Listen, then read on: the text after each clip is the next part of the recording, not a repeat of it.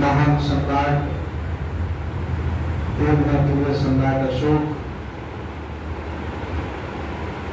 हक वंचित असहाय कमजोर बहुजन समाज में जन्मे सभी संतों गुरुओं महापुरुषों को नमन करता हुआ बाबा साहब डॉक्टर अम्बेडकर और सभी संतों गुरुओं महापुरुषों को नमन करता हुआ आज मैं बहुत ही सुंदर रमणीय बुद्ध विहार के परिसर में हूँ।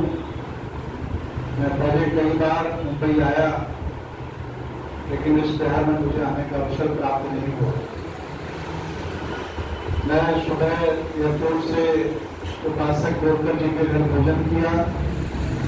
इसके बाद मैं दादर चला गया, अम्बेडकर भवन में वहाँ बैठक की। लगभग 15 राज्यों के लोग वहाँ आए थे। बैठक अभी खत्म हुई 2 घंटे पहले। फिर मैं वहाँ से सीधा आपके बीच में आ गया। तो आज जो हमारा विशेष संदेश रहेगा धम्म देशना के तौर पर, वो एक इतना सा है कि हमें कुछ अलग से दिमाग लगाने की जरूरत नहीं है, कुछ हमें अलग से करने की जरूरत नहीं है। सब कुछ हमारे महापुरुष हमें बता के गए हैं, बस हमें उनके कार्यों को कॉपी करना। जैसे अभी इस बुद्ध विहार के बारे में मुझे बताया, हमने सुना तो मुझे बहुत प्रसन्नता हुई कि मुंबई में आप लोग गैर राजनीतिक बुद्ध विहार को डेवलप कर रहे हैं, जिसमें कोई आमदार खासदार नहीं, बल्कि सभी बौद्ध उपासक की हैसियत से आते हैं और धम्म की चर्चा होती है, मिशन की चर्चा होती है। सही मायने में यही आंदोलन और मिशन का कार्य है। और मैं आपको बताना चाहता हूं, आप कोई छोटे लोग नहीं हैं, आप लोग कोई अछूत लोग नहीं हैं। आप सही मायने में देश भारत के पुराने शासक हैं। यस, आपके पुरखों ने ये देश बनाया है, आपके पुरखों ने ये देश चलाया है। जब आप शासक थे तो तक्षशिला, नालंदा, उदयपुर, विक्रमशिला जैसे बड़े बड़े विश्वविद्यालय थे भारत में। इस शक्तिपीठ में पूरी दुनिया के लोग वहां पढ़ने आते थे और उसी की नकल की है मुसलमानों ने मदरसे बनाकर, उसी की नकल की है ईसाइयों ने कॉन्वेंट स्कूल बनाकर, और उसी की नकल की है ब्राह्मणों ने सरस्वती शिशु मंदिर बनाकर। ये सब लोगों ने हमसे ही सीखा, क्योंकि हम लोगों को षड्यंत्र के तहत शिक्षा, सत्ता, ज्ञान से वंचित कर दिया गया। तो एक शासक परिवार इस देश को बनाने चलाने वाला निर्भीक और कमजोर बन गया, और ये श्रृंखला लंबे समय तक चलता रहा। तथागत भगवान बुद्ध का बोधि वृक्ष प्राय सूख रहा था, और बाबा साहब ने फिर पुनः पानी डाला, और वो वृक्ष बोधि वृक्ष बुद्ध का फिर हरा भरा भारत में हो गया है। आज मैं पूरे भारत का भ्रमण करता हूँ। ऐसा कोई राज्य नहीं जिसमें हमारे कार्यक्रम नहीं लगे रहते, और लगभग हमने भारत के बाहर 28 देशों की यात्रा की है। यही एक बहुत बड़ी बात है कि 28 देशों की यात्रा कर चुका हूँ। लगभग पूरा एशिया हमने देखा है, और सभी देशों से संबंध है। और जब हमने ज्योतिबा फुले और बाबा साहब को पढ़ा, तो मुझे लगा कि कुछ अलग से दिमाग लगाने की जरूरत नहीं है। तो ज्योतिबा फुले जी ने हमें सब कुछ दिया, बाद में हमें 9 विद्यालय बना के दिए। बाबा साहब ने हमें सब कुछ दिया, बाद में हमें उन्होंने 3 विद्यालय बना के दिए। तो उसी दिशा में हमने काम किया, और आज हम लोग भी इस समय 3 विद्यालय चला रहे हैं। मैं उन विद्यालयों का प्रबंधक हूँ, और हमारे विद्यालय में लगभग 850 बच्चे पढ़ते हैं। 3 विद्यालय हैं, और धीरे धीरे उस चैन को मैं आगे बढ़ा रहा हूँ। और कुछ अलग से करने की जरूरत नहीं है। हमें किसी भी धर्म की, देवी देवताओं की आलोचना की कोई जरूरत नहीं है, क्योंकि अब्राहम लिंकन ने कहा था कि मुझे कोई अपनी आधी संपत्ति दे दे, आधा राज्य दे दे, तब भी मैं अपनी महफिल में दुश्मन की चर्चा नहीं करूंगा। जिस दिन से हमने ये वाक्य पढ़ा है तब से लेके अब तक हमने अपने कार्यक्रम में दूसरे की चर्चा करना बंद कर दिया है। हम सभी कार्यक्रमों में बुद्ध की चर्चा करते हैं, अपने महापुरुषों की चर्चा करते हैं, बुद्धिस्ट हिस्ट्री की चर्चा करते हैं और अंतरराष्ट्रीय बुद्धिज्म क्या उसकी चर्चा करते हैं, बाबा साहब के आंदोलन की चर्चा करते हैं। हमने उनके देवी देवताओं की चर्चा करना ही बंद कर दिया। और मैं रिजल्ट आपको बताऊं, ये जो नए लोग थे जो कमेंट किया करते थे वो लोग भी खुश हो गए और जो प्रचंड दुश्मन हमारे तैयार होते थे उनको भी कोई अब फर्क नहीं पड़ता, क्योंकि मैं उनके बारे में कुछ बोलता ही नहीं, अपने लोगों को तैयार करता हूँ और इस काम को ईमानदारी से कर रहा हूँ। और मुझे आशा ही नहीं बल्कि पूर्ण विश्वास है, तथागत भगवान बुद्ध ने कहा है अनिच्छा भक्त संखारा तो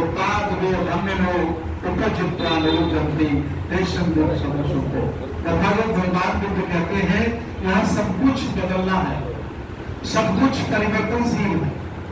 आप जवान नहीं रहे, आताताई नहीं रहे, हम कभी गुलाम थे गुलाम नहीं रहे, वो कभी शासक थे शासक नहीं रहे, तो यहाँ सब कुछ बदल रहा है।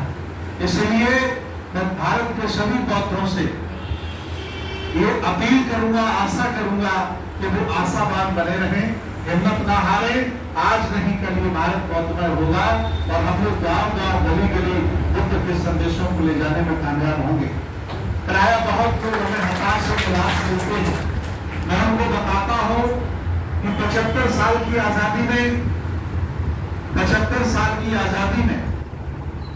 मुसलमानों ने मदरसे बनाए, 75 साल की आजादी में ईसाइयों ने कॉन्वेंट स्कूल बनाए, 75 साल की आजादी में उन्होंने सरस्वती शिशु मंदिर बनाए।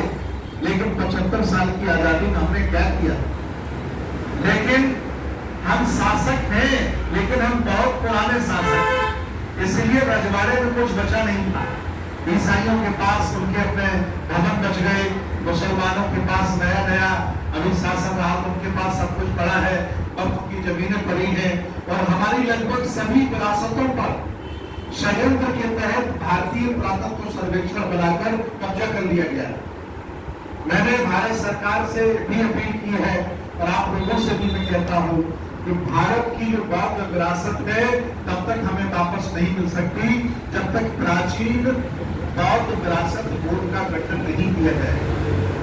और इसके लिए मैं बार बार कहता हूं, आज फिर कह रहा हूं कि षड्यंत्र के तहत जितने भी हमारे बौद्ध स्थल हैं, जितनी भी पुरानी हमारी यूनिवर्सिटियां हैं, सब भारतीय पुरातत्व सर्वेक्षण ने कब्जा करके रखी हुई हैं और उनकी संपत्तियां उनके पास है, हमारी भारत सरकार के पास है। तो ये दोहरा रवैया है और मेरा जो बहुत बड़ा अभियान चल रहा है भारत में कि जब तक हम भारत में बुद्धिज्म को अलग धर्म रिप्रेजेंट नहीं करा लेते, जैसे हमारी पूजा पद्धति भिन्न है, हमारा शादी करने का सिस्टम भिन्न है, हमारा पहनावा, हमारा बातचीत करने का तरीका भिन्न है, हमारी भाषा उनसे भिन्न है, तो भारत सरकार को चाहिए और हम लोगों को भी चाहिए कि भारत में जो बुद्धिज्म है उसको नया पर्सनल लॉ मिल जाए, मैरिज एक्ट मिल जाए, हमारा शमशान क्रिएट हो जाए। हम अलग धर्म लेकर के भारत में सर्वाइव करना चाहते हैं, मेरी गिनती हिंदुओं में हो ये हमें बर्दाश्त नहीं और इसके लिए कानून लाए। मैं आपको बताना चाहता हूँ, आंध्र प्रदेश में 18 साल पहले केस डाला गया, पिटीशन डाला, जैसे साकेत में मैंने सुप्रीम कोर्ट में केस किया था, आपको बता दो, तो कोर्ट ने मुझे 1 लाख का जुर्माना किया था और मुझसे कहा था हाउ टू डेयर यू, आपकी हिम्मत कैसे हुई आने की, आपको विदेशी फंड मिलता है।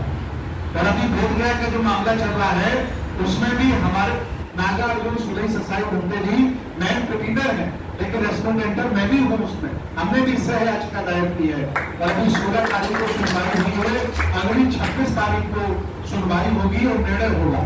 तो हम लोग कानूनी की लड़ाई लड़ते रहे, रोड पर भी लड़ते रहे और जो सांस्कृतिक युद्ध है जो अभी बताया है हमें आदरणीय खोखरा गड़े जो भी लोग हैं आप लोगों ने बताया, ये जो आप कर रहे हैं ये सांस्कृतिक लड़ाई और भारत में अम्बेडकर बाद बुद्धिज्म स्थापित तभी होगा जब सांस्कृतिक लड़ाई हमारी मजबूत होगी और वो बिहार में हमें देखने को मिल रही है, महसूस किया है कि जो पठन पाठ हम पूर्व बिहारों में बहुत भिक्षु करते हैं, जिस जय के साथ बुद्ध वंदना, धम्म वंदना, संघ वंदना, महामंगल सूत्र, जय मंगल अष्टगाथा, कड़ी वृत्त सूत्र, देखिए बच्चे लय के साथ कर रहे हैं। ये सांस्कृतिक परिवर्तन। अब ये बच्चे कभी भी उस संस्कृति के गुलाम नहीं बन सकते। इसलिए ये मेरी जिम्मेदारी है कि जितने भी बौद्ध परिवार हैं, जितने भी बाबा साहब के आंदोलन के लाभार्थी लोग हैं, तो ईमानदारी से इस आंदोलन को आगे बढ़ाएं और यही आंदोलन हमारे मान सम्मान सुरक्षा का निर्णायक बनेगा और कोई दूसरा आंदोलन नहीं बन सकता है। और हम लोग इस देश के शासक हैं, ये देश हमारा है और ये देश हमने 1250 साल चलाया है। कोई 1-8 साल का इतिहास नहीं है। नाग राजाओं का इतिहास उठा के देख लीजिए, मौर्य डायनेस्टी का इतिहास उठा के देख लीजिए, नंद राजाओं का, सम्राट कनिष्क का, सम्राट हर्षवर्धन का, इन सब का इतिहास उठा के देख लीजिए। 1250 साल हमने शासन किया और कभी किसी के साथ भेदभाव नहीं किया। उन्हें जब शासन करने का मौका मिला तो उन्होंने बौद्ध भिक्षुओं के सर कटवाए, नागेली नाम की महिला को अपना बलिदान करना पड़ा, उन्होंने हमसे स्तन कर वसूला। उन्हें जब शासन करने का मौका मिला उन्होंने आगे मटका बनवाया, पीछे झाड़ू बनवाया, और जब मेरे हाथ में कलम आई तो हमने उन्हें मानव घोषित कर दिया। उनके साथ हमने बराबरी का व्यवहार किया है, हमने उनको नीचा नहीं दिखाया है। इसलिए वो किसी भी कीमत पर हमसे बड़े नहीं हो सकते हैं। हम लोग हम बड़े दिल वाले भी हैं और बड़े हृदय वाले हैं, क्योंकि उन्हें मौका मिला तो उन्होंने हमें नीचा दिखाया और हमें मौका मिला संविधान लिखने का तो बराबरी का अधिकार दिया कि नहीं दिया? यस। ये बड़ा कलेजा है हमारा। इसलिए देश हमारा है, ये राष्ट्र हमारा है, सब लोगों को साथ लेकर के लगना है तो देश की, समाज की रक्षा करनी है। और आज नहीं कल ये भारत पुत्र की संस्कृति के साथ चलेगा और आप फिर पुनः शासक बनेंगे। इन्हीं सब मंगल कामनाओं के साथ बहुत बहुत बधाई, बहुत बहुत साधुवाद। मैं यूट्यूब पर बहुत बोलता रहता हूँ, आप हमारा यूट्यूब सब्सक्राइब कर सकते हैं, भंते सुमित रतन के नाम से ही है, उसको सब्सक्राइब कर लीजिए, वीडियो तमाम सुनिए।